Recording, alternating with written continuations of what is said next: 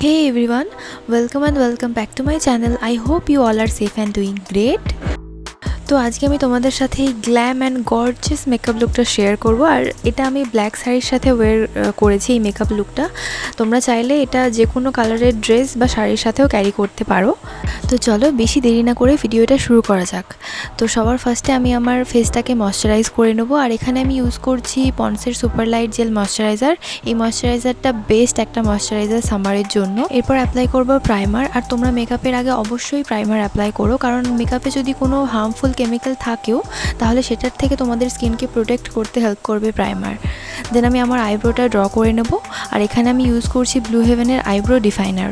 দেন এই colour corrector প্যালেটটা থেকে orange কালারের শেডটা নিয়ে আমি আমার ফেসটাকে কালার কারেক্ট করে নিচ্ছি। তোমরা চাইলে এখানে তোমাদের স্কিন টোনের থেকে এক সেট ডার্কের কোনো কনসিলারও ইউজ করতে পারো কালার কারেক্টার হিসেবে। দেন আমি অ্যাপ্লাই করছি এখানে ফাউন্ডেশন। আর ফাউন্ডেশনের জন্য আমি এখানে ইউজ করছি মেবেলিনের fit me foundation in the set 230 natural buff. ফাউন্ডেশনটা আমি এখানে একটা ব্রাশের সাহায্যে অ্যাপ্লাই করছি। তোমরা যারা বিগিনার্স তারা এখানে বিউটি ব্লেন্ডারও ইউজ করতে পারো।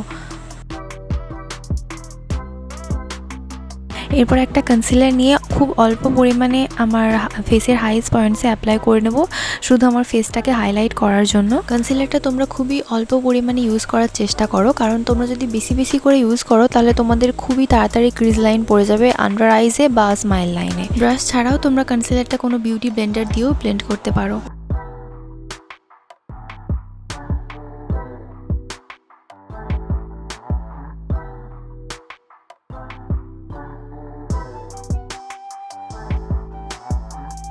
দেন আমি এখানে অ্যাপ্লাই করবো একটা ক্রিম ব্লাশ।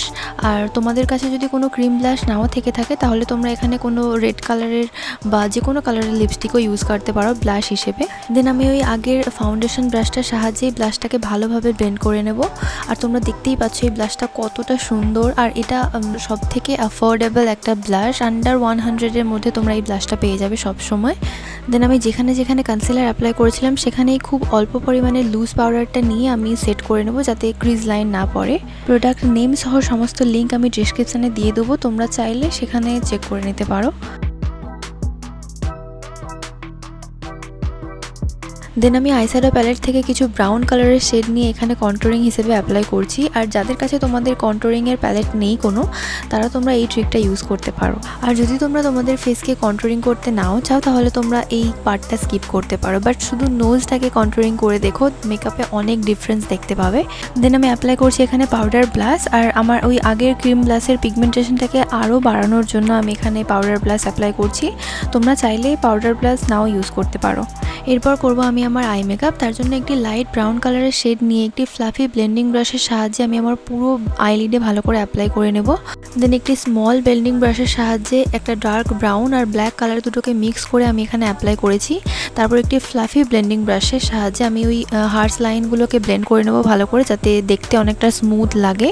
তারপর ওই ফার্স্টের ব্রাউন কালারের শেডটা আমি আমার লোয়ার ল্যাশ লাইনেও অ্যাপ্লাই করে নেব। দেন একটি ব্ল্যাক কালারের কাজল নিয়ে আমি আমার আপার ল্যাশ লাইনের খুব কাছে কাছে কাজলটাকে অ্যাপ্লাই করে নেব। দেন সেম ওই আগের ব্রাশটা দিয়েই ভালো করে কাজলটাকে স্মাচ করে নেব।